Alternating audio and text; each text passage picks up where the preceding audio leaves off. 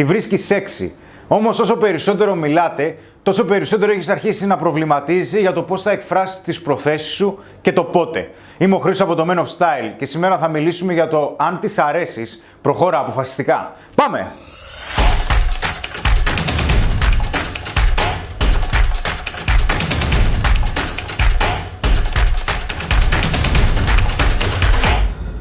Δεν ξέρω για σένα, όμως στο παρελθόν, όταν μιλούσα με μια γυναίκα που μου αρέσει, δεν ήξερα τι χρειάζεται να κάνω για να της δείξω ότι μου αρέσει. Σίγουρα υπάρχουν πολλές συμπεριφορές που δείχνουν σε έναν άνθρωπο τις προθέσεις σου, ωστόσο είναι καλό να κρατάς στο πίσω μέρος του μυαλού σου ότι τα βασικά είναι πάντοτε και τα περισσότερο αποτελεσματικά. Τι θέλω να πω για αυτό? Πρώτα απ' όλα, να ξεκαθαρίσουμε το εξής.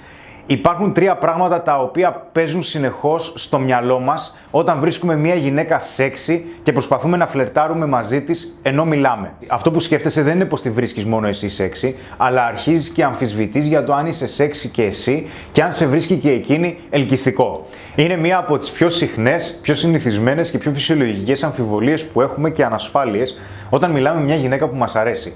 Όμως, όταν μια γυναίκα σου δίνει συγκεκριμένα σημάδια, και έχω γυρίσει 2 βίντεο για αυτά τα σημάδια, όπως για παράδειγμα ότι σε κοιτάει λες και είσαι κάτι πάρα πολύ σημαντικό εκείνη τη στιγμή, δηλαδή η προσοχή της δεν αποσπάται είτε στο κινητό είτε στη φίλη της ή αρχίζει και κοιτάει το υπερπέραν του ταβανιού, αλλά κοιτάει εσένα στα μάτια, σου δείχνει ότι ξέρεις κάτι, δεν είναι αυτό που λες σημαντικό. Είσαι εσύ σημαντικός γιατί μου αρέσεις. Αν για παράδειγμα την αγγίζεις και δεν παθαίνει ηλεκτροσόκ, αλλά ανταποκρίνεται στο άγγιγμά σου ή σε αγγίζει και εκείνη πίσω, δείχνει ενδιαφέρον για τα ενδιαφέροντά σου, αλλά και όταν της κάνεις κάποιες ερωτήσεις για να τη μάθεις καλύτερα, δεν απαντάει μόνο λεκτικά με ένα ναι ή ένα όχι, αλλά επεκτείνει λιγάκι για να σε βοηθήσει, για να σου δώσει πατήματα να τη φλερτάρεις περισσότερο. Όταν λοιπόν βλέπεις τα συγκεκριμένα σημάδια, τότε σταμάτα να αμφισβητείς τον εαυτό σου και απλά απόλαυσε τη στιγμή και φλέρταρε.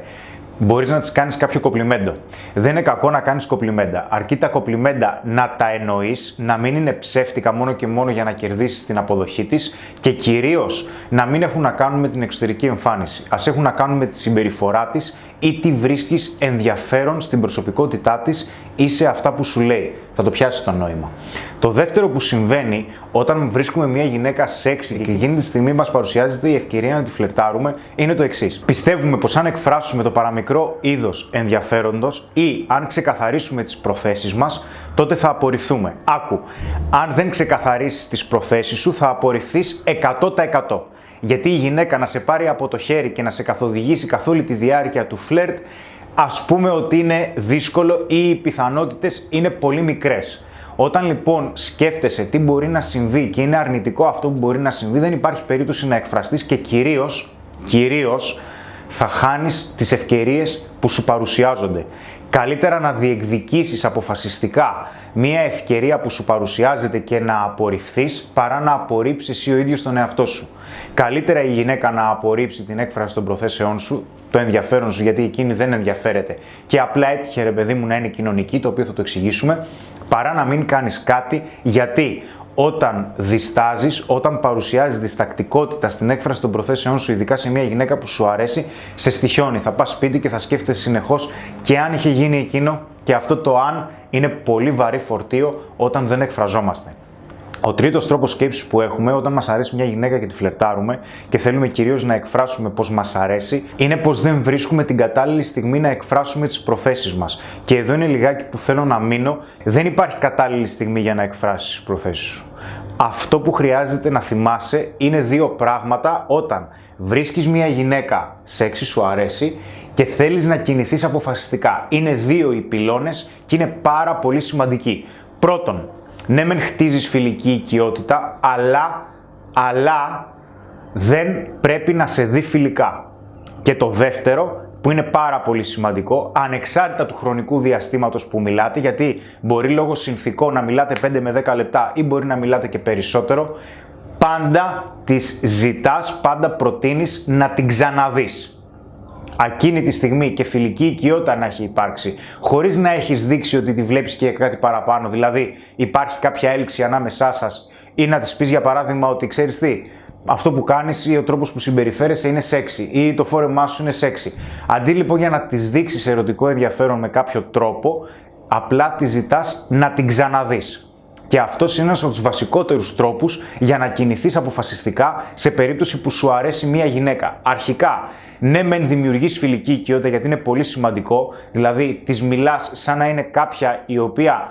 Βασικά είναι κάποια για την οποία ενδιαφέρεσαι και θέλεις να μάθεις περισσότερα και μέσω αυτού δημιουργείς ένα υψηλότερο επίπεδο οικειότητας όπου η γυναίκα θα το χρησιμοποιήσει σαν πάτημα για να σου μιλήσει για πράγματα τα οποία πιστεύει ότι την κάνουν ξεχωριστή, το οποίο είναι πάρα πολύ σημαντικό για να δημιουργήσουμε ένα είδος σύνδεσης και ταυτόχρονα τη ζητάς να την ξαναδείς. Αν δεν τη ζητήσεις να την ξαναδείς, όχι μόνο θα χάσεις μια ευκαιρία να βρεθείτε με μια γυναίκα που σου αρέσει, αλλά και η ίδια δεν θα ξέρει αν θέλεις να προχωρήσεις στη συγκεκριμένη διαδικασία, στα επόμενα βήματα, στα επόμενα στάδια. Οπότε, αν σου αρέσει μια γυναίκα, κινείσαι αποφασιστικά. Ναι, μπορεί να φοβάσαι την απόρριψη.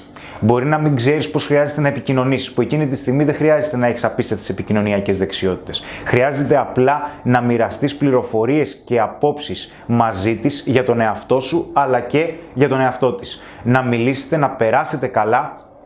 Κυρίως να την πειράξεις, να σε πειράξει, να ζήσετε δηλαδή μια συναισθηματική εμπειρία, γιατί τα συναισθήματα είναι πολύ σημαντικά στη δημιουργία της έλξης και γενικότερα του φλερτ, και όταν θα έρθει η ώρα να της προτείνεις να τα ξαναπείτε. Δηλαδή να ανταλλάξετε τηλέφωνα για να την πάρεις την επόμενη μέρα ένα τηλέφωνο και να κανονίσετε να βγείτε το πρώτο σας ραντεβού. Αν δεν τη ζητήσεις να βγείτε, τότε προφανώς όπως καταλαβαίνεις υπάρχει θέμα, γιατί μπορεί και να μην την ξαναδείς ποτέ. Ήμουν ο Χρήστος από το Men of Style και σήμερα μιλήσαμε για το αν της αρέσεις, κινήσου αποφασιστικά.